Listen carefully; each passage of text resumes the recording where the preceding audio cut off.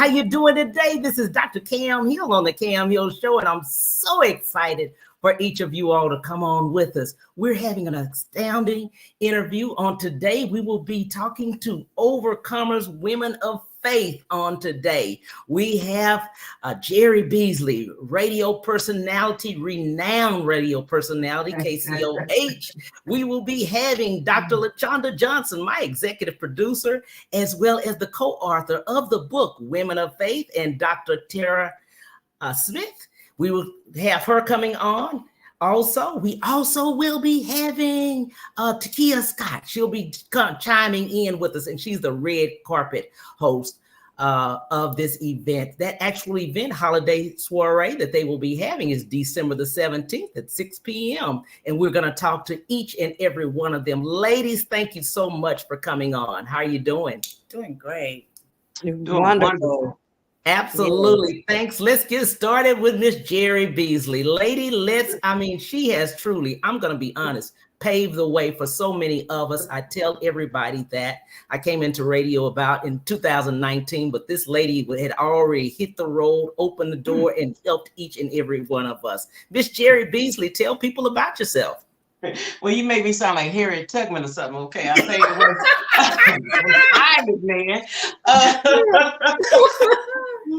Listen, my name is Jerry P. Beasley, and I'm with KCOH TV, the Boost Global Network on Alameda, and I am just grateful to be there. It started out that I was doing a one-day show, and then ended up being the general manager, the COO, and partner of that wonderful radio station, wanting to keep the legacy alive, because it is one of the oldest it is the oldest Black radio station in Texas. So my goal is to keep that legacy alive and to pass the torch to others and open doors for others to do what they do. And that's real radio. So I'm excited about that. And when I say real radio, I believe radio is about telling the story. And so I'm glad to be with you, Mr. Dr. Cam Hill, because I believe that you got a story to tell as well. And so we can all do this thing together. So I am honored to be with you all tonight. Absolutely. Thank you so much for that. It says Keep the Morning Morning Show, right? Moving. Keep the morning moving. Yes. Keep the morning moving. Morning show. Absolutely. Absolutely. Let's tell everybody why did you decide to jump on board when they asked you for this actual organization of overcomers, women of faith? Dr. Cobbins, of course. Who's gonna tell her no? Yeah. Who's gonna tell Dr. Cobbins? Yes. In their right mind gonna tell that woman no. So Dr. Cobbins said, we need you. And I said, I'm there. And so I got excited about that. Of course, Media Cole, she reached out to me and we talked about it. And I said, overcomers, I'm definitely want to be a part of that, because I'm a woman who's overcome so much. And I'm grateful. And so I love to be connected to other women who has overcome, but not only that, overcome to help other women overcome. And men as well. Absolutely. Thank you so much. Dr. Tara Smith, let's talk to you, lady. Why so? Why this organization? And how did you get involved? Dr. Cobbin. Well, actually, she asked me if I would be a part of the project, and I was thrilled and honored to actually be a part of it. She's such a great person and mentor to many, and I would never pass up an opportunity like this to participate with such a group of women. That is so awesome. I'm so glad to be a part of it. Absolutely. I'm so proud of you, as well as doing this, being a co-author, 187 pages, to write your own chapter and be an author in this book, Overcoming. What would we tell women about women of faith and how to overcome? In this particular project, I was able to share my story of how when I became a doctor, the challenges I faced as I was becoming a doctor, and life started lifing on me. Those challenges, right? Yes, I had so many different things that was starting to go, culminate at the same time. And it was right when I was getting ready to finish my studies, and right when I was working on my dissertation and getting ready to defend my study, life started happening really, really hard for me. But to overcome those challenges, to be able to share that story, is what I was able to share in the book. And I'm praying that it will bless somebody else. Just hang on in there, and they can be overcomers as well. The women of faith, and then meeting these ladies that shared their stories with us. Oh my gosh, it's just amazing. Some of the things that people have gone through and been through, and that they were able to overcome and come to the other side of what they were going through. And it's just awesome.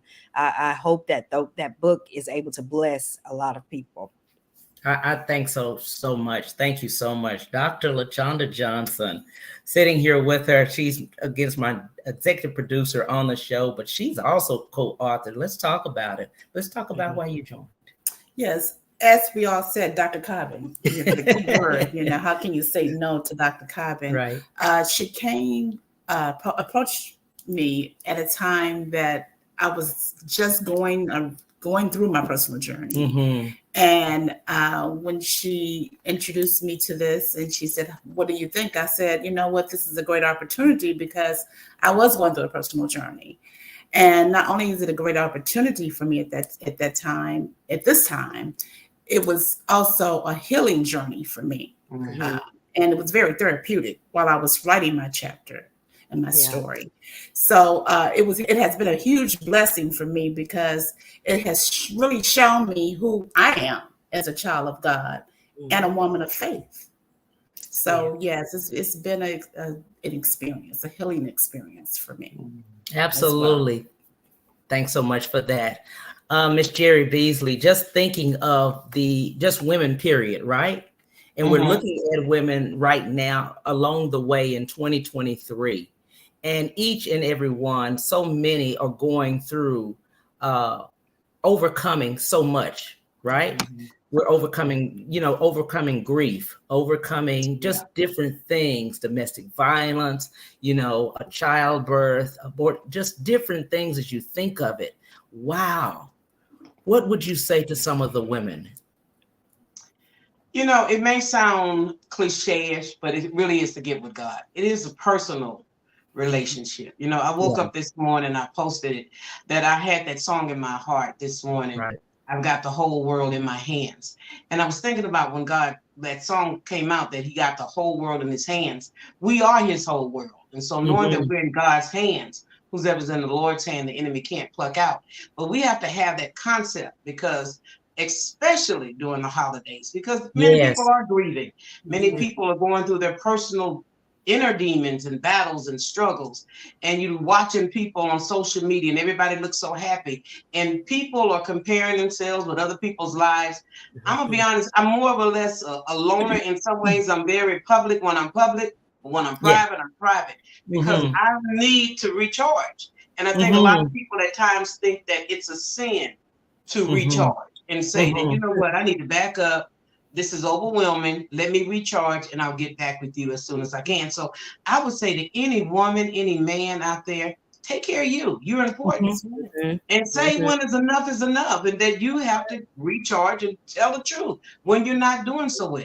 And talk to God more than we talk to Facebook, because sometimes we get on Facebook and we think and everybody else going through. So everybody on Facebook, may not be susceptible to hearing all of that bit. And so it's good to have a relationship with God at any time. Absolutely. And mental health, you really advocate a lot for mental health. Yeah, because I lost my mind, and I'm gonna be honest about that.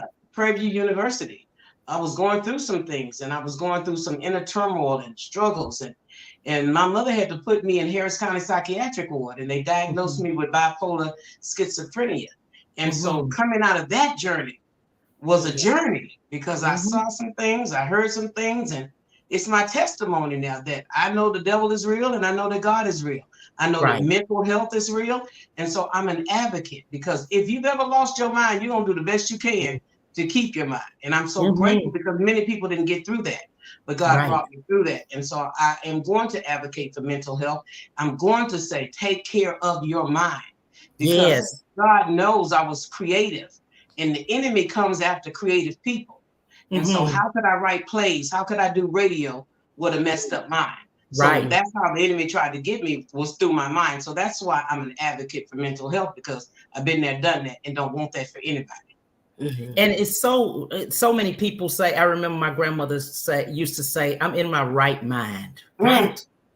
Clothe me in my right mind. Clothe me in my right mind. She used to pray that all the time. And we, young people, we clothe me in your right mind. As we've gotten older, we understand that. We understand, dementia and Alzheimer's and, bipolarism. We understand just different things. Clothe me in my right mind, Mhm. Mhm. Yeah. That's And, what. younger, we probably didn't understand it, but yeah, you definitely know it. All that we've been through up until this point, to have your right mind is a blessing. It's a And that's blessing. the God-given truth, to have your right mind. So why waste it? United Yeah. Negro College Fund said that. Mind is a terrible thing to waste. They were onto something. It really Right. is, because our minds are our money makers. Absolutely. Yes. Absolutely. Absolutely. We are being joined by Miss Takia Scott. Hey, lady, how you doing? We're so excited about her coming on here. She will be the red carpet host for this event. Hey. Hi, ladies. Hey, how you doing? How you doing? I'm doing good, Mr. Gill. How are you guys doing this evening? Doing well. good. Thank you for jumping on with us. Thank you for talking to us about everything. Tell people a little bit about yourself. Well, I'm Takia Scott, owner and founder of Sophisticated Images, where our mission is to rebuild confidence through hair replacement. Wow. And then, of course, I have Shop Talk, which is a podcast that brings conversation, transparent, authentic, yet informative conversations to the world. Nice. Absolutely. Let's tell, every time I talk to you, I love you so much, especially about Sophisticated Images. Tell people why you started it and really, what is it?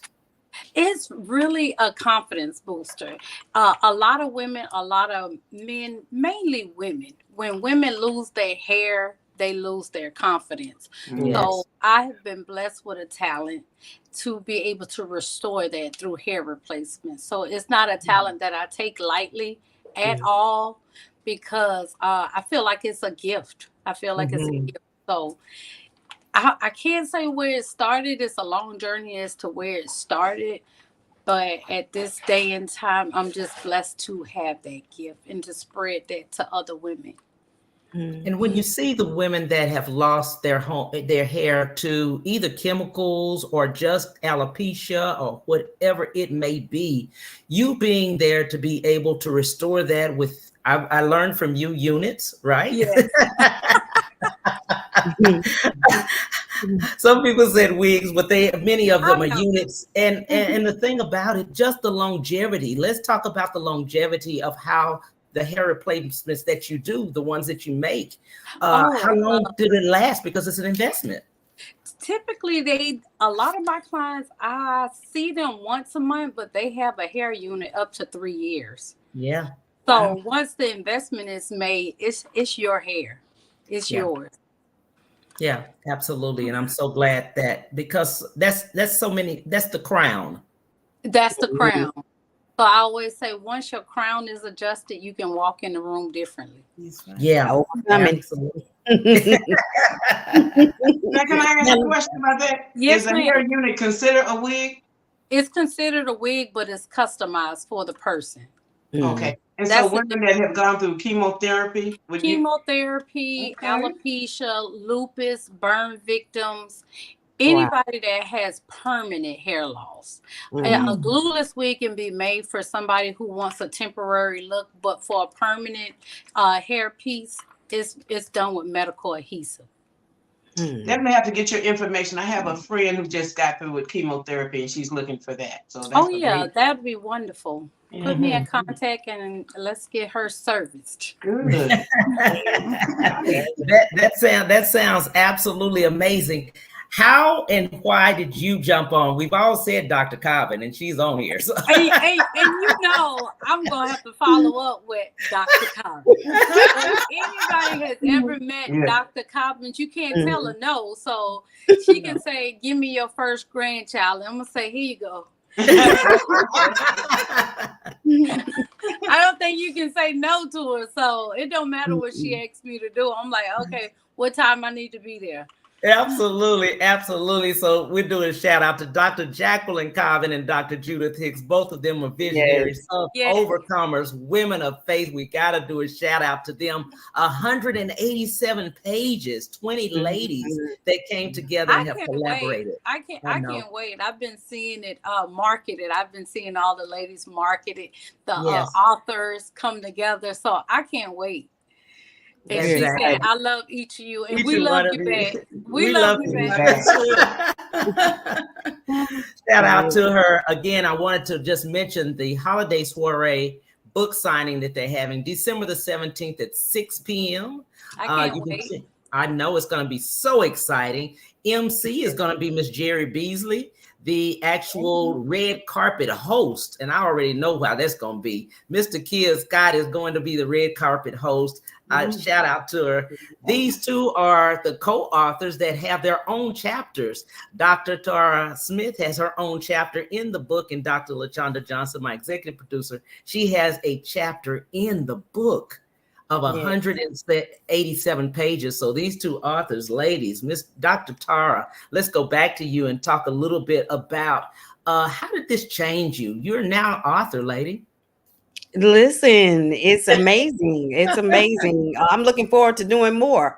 I was having a conversation with Dr. Johnson. You know, we want to be doing some more good work and sharing of our stories. We have, you know, everybody has their story to tell, and we should be sharing. We should be sharing and allowing other people to relate to these stories and know that they can overcome whatever situation that they're in. If it's similar to ours, if they have their own story, they can tell their story and share it with other people so that we know we're not alone. Absolutely. We always say a test is the testimony, right? We have to go through the test to get to our testimony. Yes. Absolutely. Absolutely. Dr. LaChonda, what would you say about that? Yes, this has been a beautiful experience for me because it's been able for me to collaborate with 19 beautiful women of faith sisters and to let me know and remind me that I'm not the only one going through this journey. I'm not walking this journey alone. And like Dr. Smith said, share your story. You know, a lot of us, you know, we say, oh, well, I don't want to put my business. It's not about putting your business out there.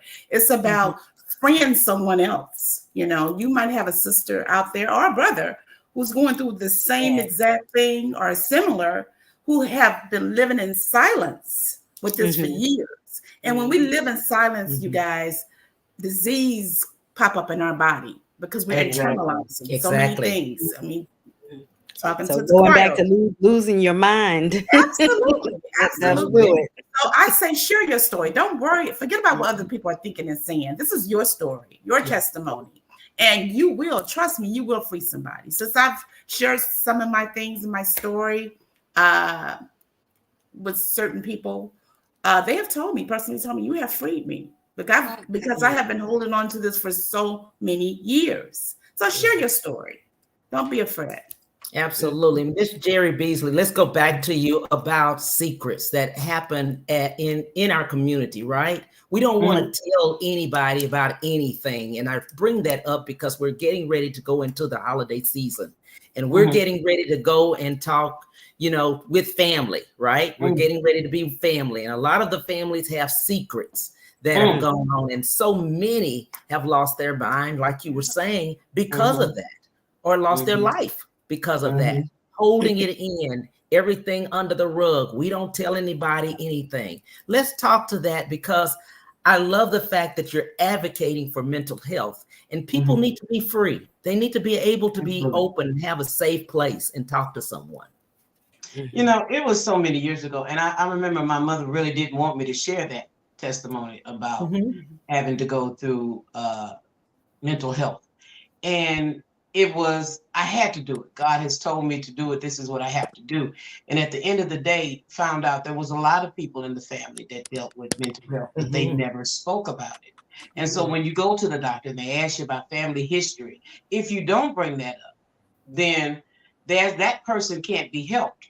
So I did a show the other day and we were talking about tell your story. And I've been able to utilize my story, not only just tell my story, but get paid for telling my story. I say go from traumatized to monetized because, you know, there is a platform. And when I'm listening to you guys talk about the book, because I'm saying it beyond the book, I'm saying it like TED Talks and going to different organizations and telling the story, because I believe that God gave us that in storytelling. And stories need to be told. But a young lady was saying, you know, I had all this going on in my family and they don't want to talk about it and blah, blah, blah, blah, blah. And I'm going to tell them when I get to Thanksgiving dinner. And I'm like, girl, you couldn't have called a meeting somewhere else other than, because when you talk about Thanksgiving dinner, you've got other people coming into that. I believe that when you tell your story, not everybody's going to be happy. There's a time and a place to share that. But I do think that you should sit down with those involved if you can and express what's going on in your life and talk to them, because everybody's not going to be happy for you to tell your story. But again, it is your story. When do you tell your story? That's again with relationship with God, when to tell the story. But to suppress it is going to run you crazy. To suppress it, as she said, could bring on illnesses. Because a lot of people are dealing with illnesses just because they have suppressed trauma. And so we've got to be able, and again, I say social media is really not the place just to get on there and tell your story. A good therapist, there's nothing wrong with therapy. There's nothing wrong with talking to a trusted, wise counsel about what's going on, because it has to get out. And books like this have to get out.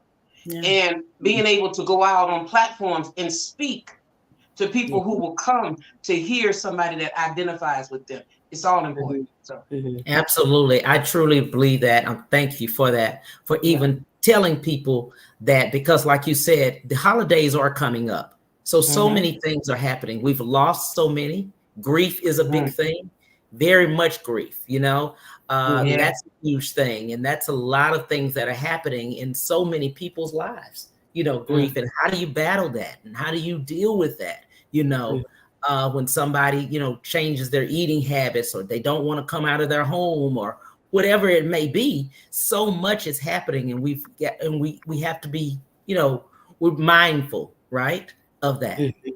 exactly. I have a question that I know I'm a kind of piggyback off of what Miss Jerry just said. When you have trauma that is being pretty much marinated in the family unit, say somebody's been violated as far as molestation by an uncle, where the family can be divided, what's a healthy way that someone would be able to release something like that?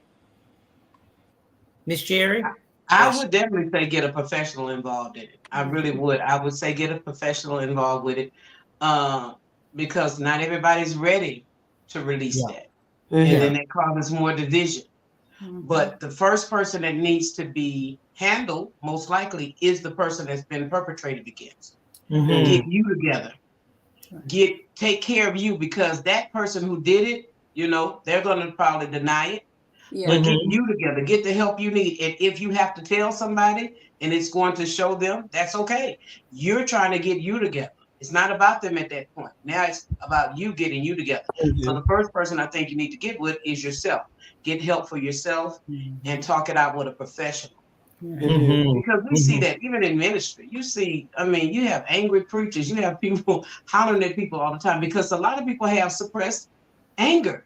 And they don't know why they're so angry, because they've got something deep rooted on the inside of them. I wrote a play called Can You Pay the Price? And a mother had 2 sons. And one of the sons she couldn't stand, because he looked like her ex-husband. So she would always say, you just like your no good father. You just like your no good father. So people have that in their head. And now they're attacking the wrong person, because they can't attack the person they truly want to attack. So I believe in therapy, and I believe in counseling and getting that done first. Put you first, and then, if need be, address that next person.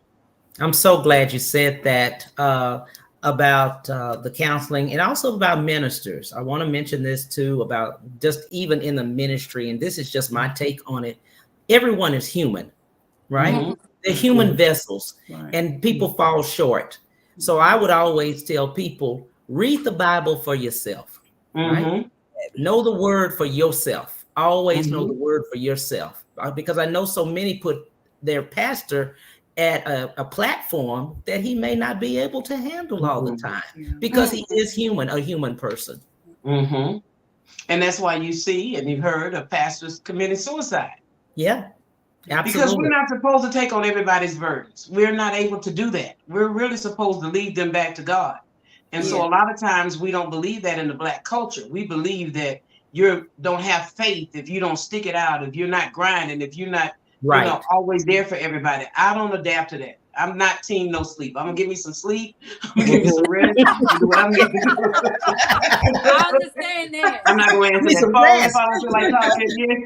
Yeah. That's why it's important for pastors and Mhm. people who are men and women of God to have counselors as well, Yeah. Yes. and Exactly. to get therapy.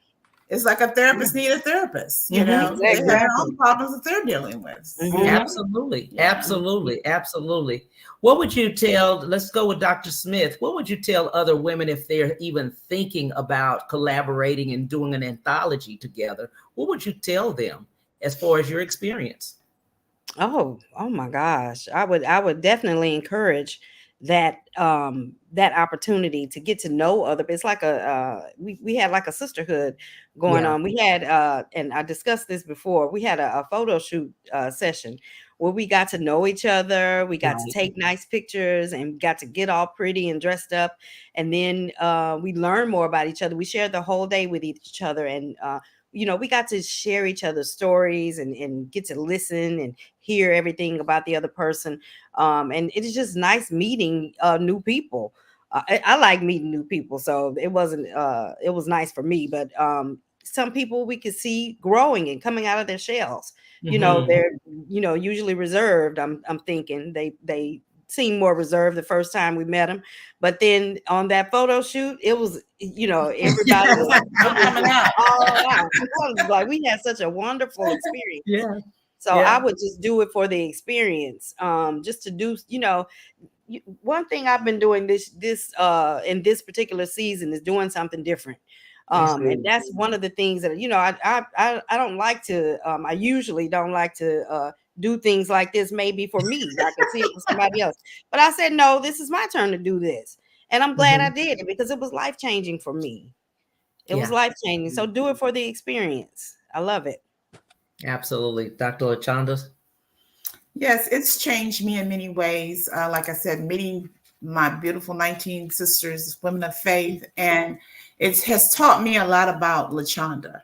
It has taught me about my strength that I didn't realize how much strength I had until my journey came along. It taught me how it confirmed how much God really loves me, you know. So, and it made my faith bigger and bigger and bigger. My trust in God just larger and larger and larger. So, collaborating with all these ladies, sharing our stories and going through our journeys, it just really overwhelmed me in a good way. Yeah, it did. That sounds good. Miss Takia Scott, we know you're going to be the red carpet host lady and you're owner of Sophisticated Images, but you talk to so many women. You hear their stories. When you're doing hair, you hear their stories. You hear what's going on, and you know of so many that are overcomers. Let's talk to some of the women that you just talk to people because you know about overcoming. Well, for me, I talk to overcomers pretty much on the daily. Yeah. Because when I'm dealing with women who are overcoming cancer, Yes. they in the process of overcoming. If I'm talking to anybody who is dealing with hair loss due to alopecia, they're in the process of their journey. So they pretty much, if they land in my chair, they at an end where we end up crying, hugging, loving because they didn't regain their confidence. Right. So it's a beautiful thing. I'm looking forward to pretty much hearing a sneak peek of all these women's stories. A lot of the women I do know at some point in time, I've worked with them at some point in time. So I know a lot of who they are, of who I see on a daily basis. But you can meet a person and not know their journey or not know their Right. story. And then Right. you end up loving them in a whole nother way or respecting them in a whole different way because you get to know them in a different light. Absolutely. I'm so glad you said that. You mentioned something that's so critical, especially now with chemotherapy. We have so many women faced with cancer. Men too, but definitely women. Definitely women.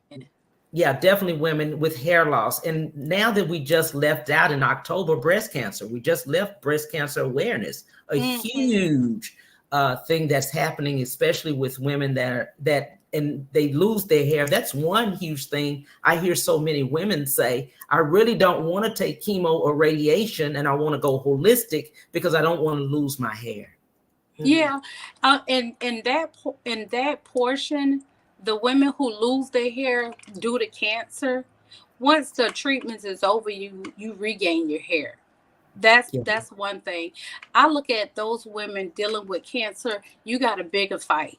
Hair is so minute when it comes to dealing with cancer. That'll come back. So usually when I'm talking with those women, honey, hair is just a small portion of what we're talking about. When I'm dealing with women who have permanent hair loss, then that's a different part of their journey. And that's more of a lifestyle. And I'm so glad we're talking about that. Lupus is a big one.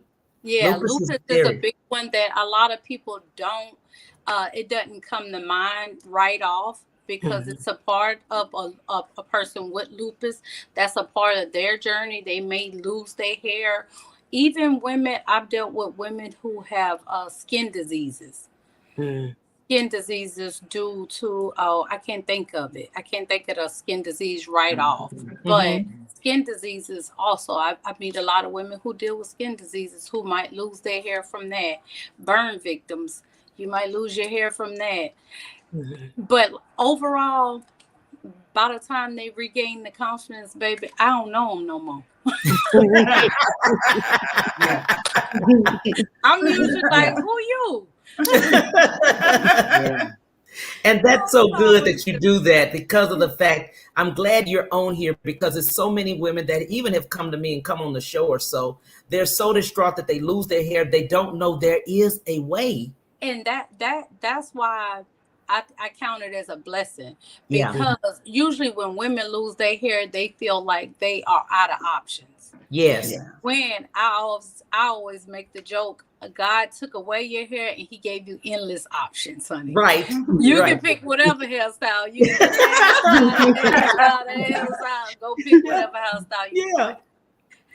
Absolutely. Absolutely. And the great part about it is that you're so passionate about that, about hair in itself, and then just understanding the magnitude of what it means to a woman when she comes to you.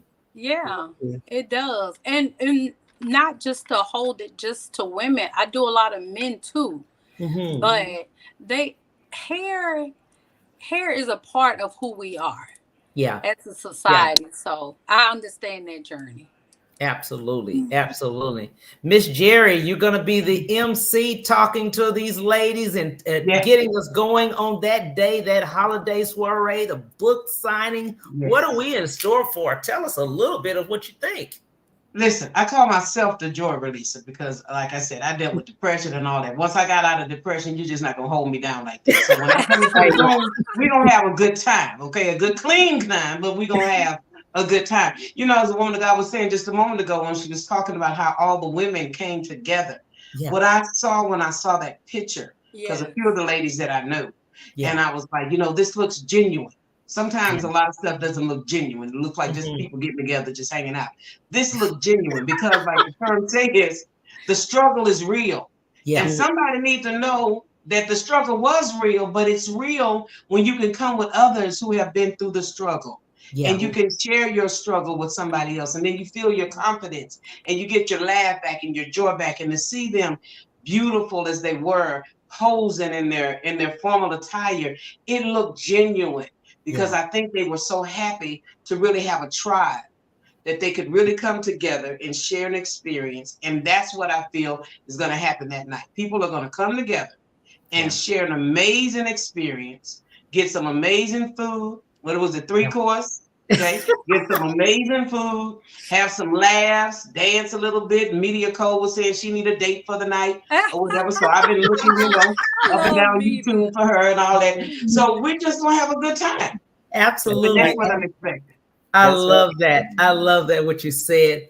And let's, Jerry, just speak to women about collaboration. I've heard you so many times talk to women about collaboration, coming together, working together. It's not a competition, it's collaboration. It truly is not a competition because you've got too much on your own plate to worry about, to be honest with you, to be looking at somebody else's plate.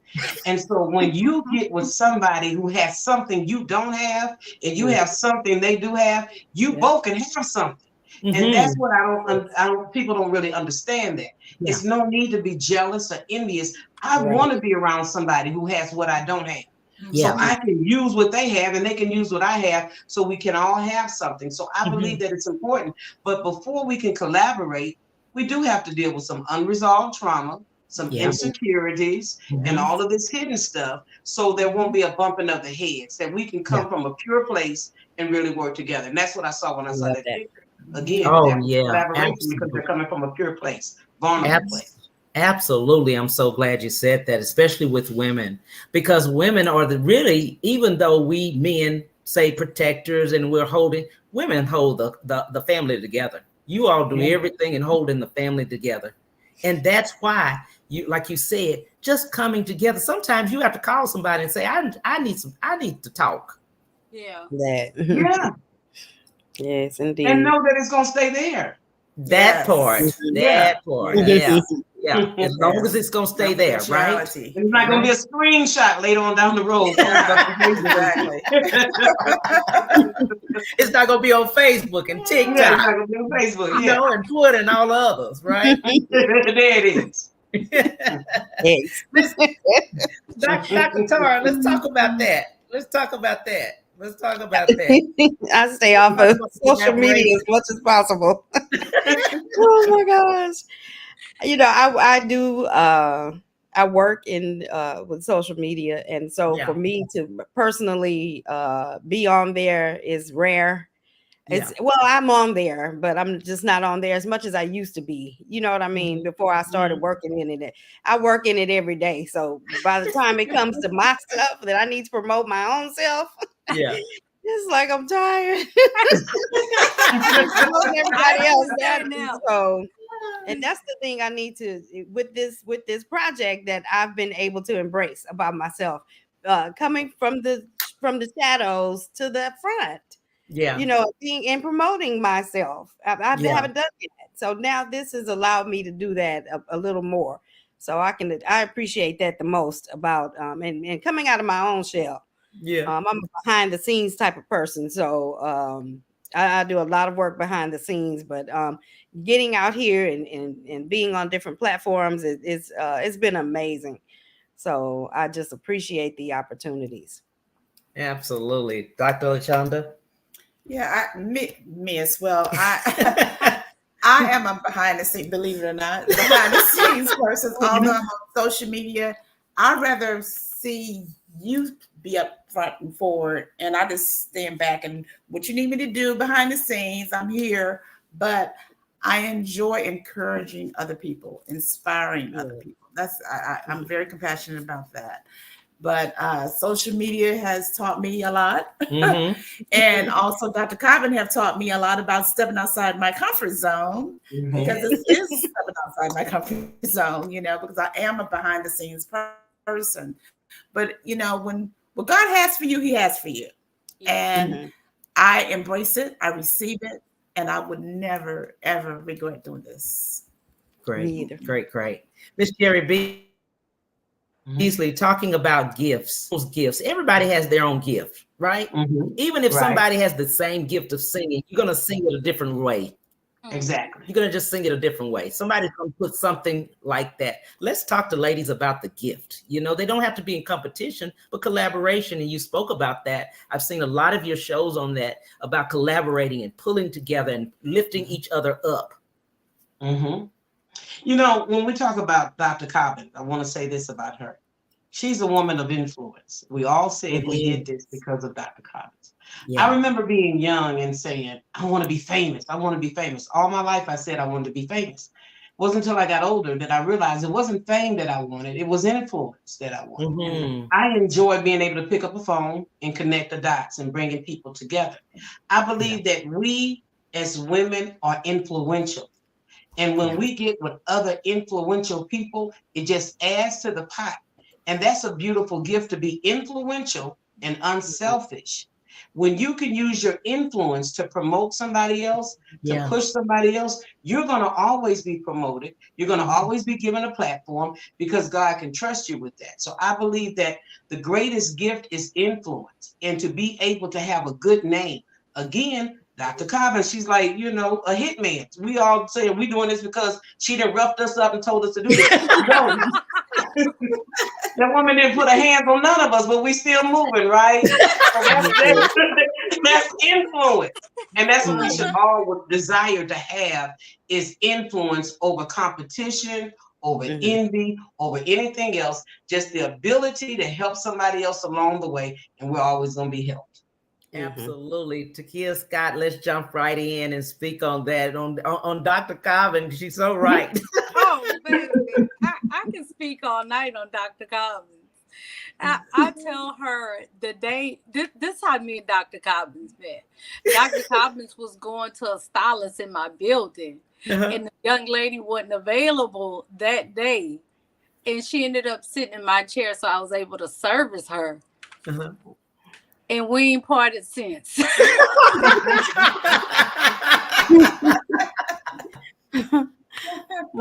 have not parted since. I love it. I love it. We always take a double back and say, you know, how we end up here? But Absolutely. She was that type of person that once you meet her, you can't forget her. You can't drop her. She's that type of person. You don't even want to drop her. No, you don't. Yes. You don't. Yes. So she is, I always tell her, she is my 70-plus-year-old self. So every time I get tired, I say, okay, I got some more years to go. It's still going and still fierce. Yeah. And I still can't believe that number, right? Yeah. We can't believe that number, Jerry. I can't believe that number that she said. What's the number? My birthday. Oh, I don't know the number. Takia? Whose birthday? 70 plus. I know 70 plus. She's 70 plus. Yes, over 70. And anybody look that good in that type of condition, right mind, beautiful spirit. I mean, beautiful spirit. I think as soon as I met Dr. Cobbin, she took me to church. She said, come go to church with me.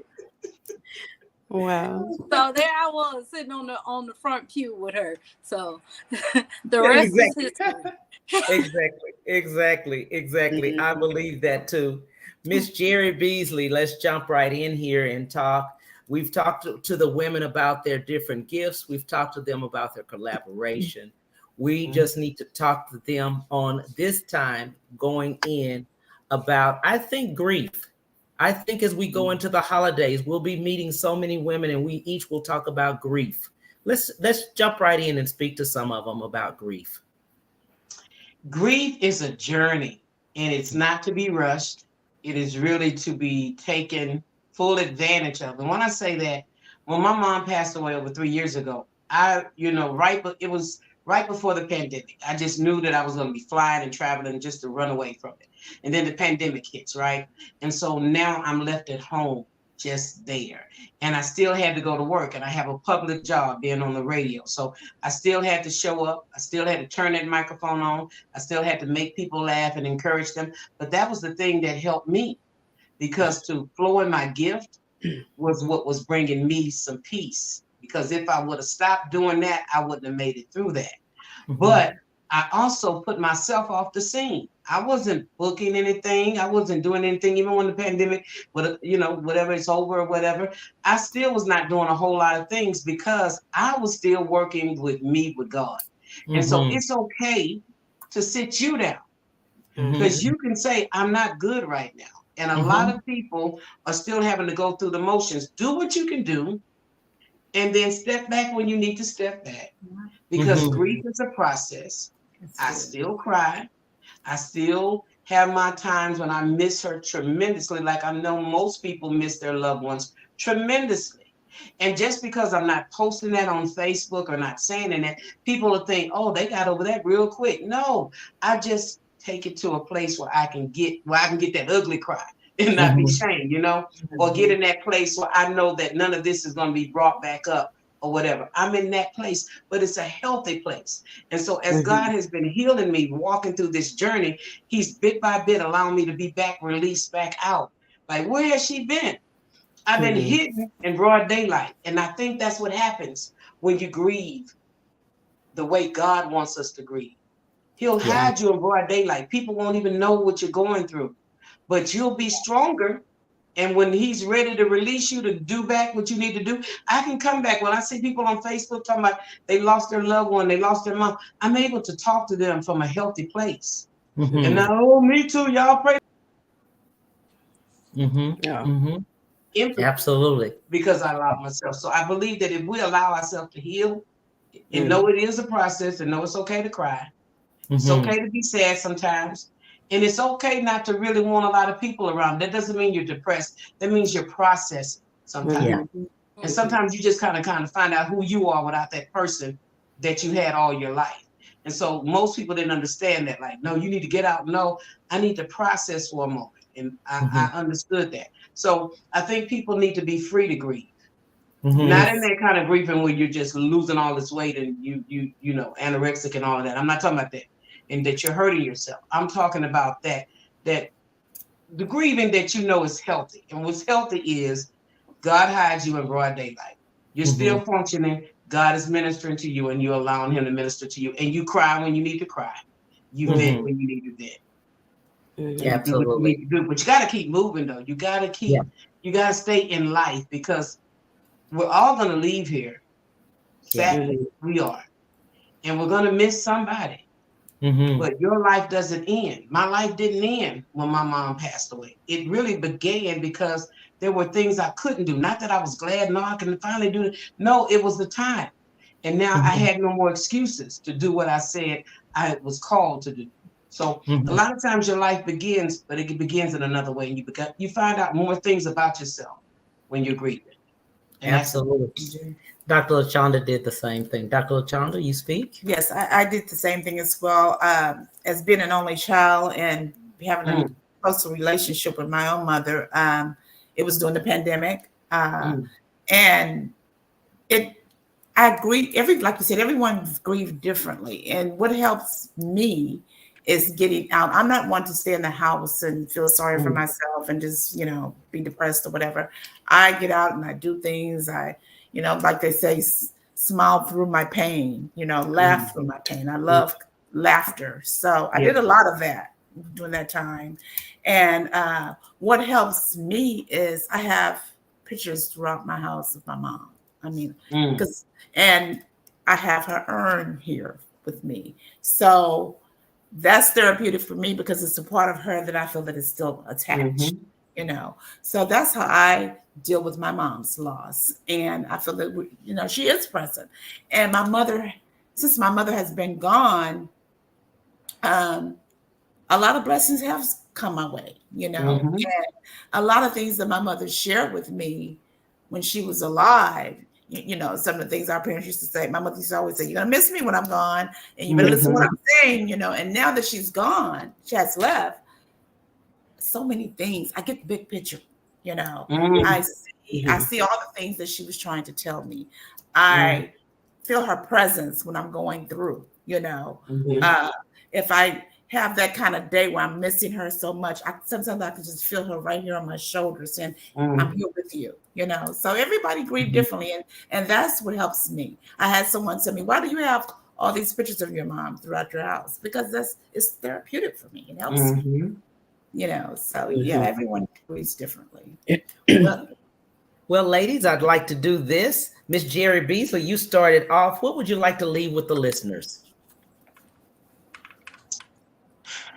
To enjoy life, to live before you leave, and enjoy it the way you like to enjoy it. If it's sitting by the water and being by yourself, enjoy it. If it's being with a crowd of people, enjoy it. One thing I want to leave with you, enjoy it at this soiree, enjoy it at this book release party, because we're going to have a good time. Come meet us there. Beat us there, don't meet us there, because we're going to have a good time. And we're going to enjoy each other's company, because I'm already enjoying each and every one of you. I already know it's going to be a turn-up party. So that's what I want to leave with everybody. Enjoy life and laugh, laugh, laugh. Yes, yes. Sounds good, Mr. Kia Scott. What would you like to leave with the listeners? Well, I'm going to piggyback on just what she said, enjoying life. I've lived life myself. I can definitely relate to losing a mom because, like both ladies said, they lost their mom. I lost my mom also. And just understanding the process of grief and allowing yourself to grieve is very, very, very important. And allowing yourself to feel emotions when they come up and then letting them go to rest. And because emotions come like a wave. You can be happy so you can remember somebody in their funny moments, but then you can grieve and allow yourself to cry in those sad moments. But I've learned to allow myself to cry. And like you, Miss LaShonda, I also have an urn of my mom. So just to feel her presence and her spirit is very, very, very important to me. And like, I just related to a lot of what you guys said. Because as she's been passed on, a lot of what she would, I would say, fuss about, because it sounds like your parent fussing when they hear it. It's like, rah, rah, rah. Okay, I'm going to do it, I'm going to do it, I'm going to do it. Yeah. Now I'm doing it. I'm like, oh my God. You've been telling me to do this. I always said she had to leave here for me to get the big picture. She's probably saying now, see what I mean? Yes. I'm still at my daughter got her graduation cap and gown today with her master's. She ended up getting her master's. And I said, "Ooh, you Shirley Scott granddaughter." She would always preach, you got to get your education. Get your education. You can be pretty, but you got to get that education. Oh yeah. And I see so much of her through me since she's been gone. I'm like, woo. Yes. Sometimes I change my hairstyle because I'm like, oh, I look like my mama. Same with me. I look like my dad, and he passed away too recently. Well, a couple of years ago, I'll say. And the same grief journey, same thing. And what I'm leaving with everyone is to enjoy your people while they're here. Yes. Your family, forgive. Let go of the little things that we let hold us up in life. The things that don't even matter. Yeah. Enjoy your family while they are here. Enjoy them. And this coming up to this Thanksgiving season. Yes, enjoy your family, and then of course join us. Yeah. Absolutely. Yeah. Dr. LaChonda, what would you like to leave with the listeners? I would like to live your life unapologetically. You know, take pictures, enjoy. I mean, smell the roses, all of it, because we only come to this life one time. And like I mentioned earlier, share your story. So many of us are hurting, smiling, but hurting on the inside. Yeah. Never give up. Never give up, and never give up on you. I love it. Be that woman who go for it. Yes. Be that woman who go for it. Yeah. And stay true to yourself. Yeah. Because only you can't wait. I can't wait to get under the same roof with all this energy. We can't wait either. First. Yeah. Absolutely. So let's tell them one more time. This is a holiday soiree, Also a book signing, December the 17th at 6 p.m. Go to www.overcomerswomenoffaith.com. You can get all the information. It's 187 pages in this book. This is a book. This is a book. This is a book for everybody. We are so thankful, each of you all, for joining the Cam Hill Show. Thank you, ladies. It's been dynamic. We appreciate you and love you so much. Again, December the 17th at 6 p.m., the holiday soiree and book signing. Go to www.overcomerswomenoffaith.com. Thank you so much. Have a great one. Bye. Thank you, guys. Bye. Program.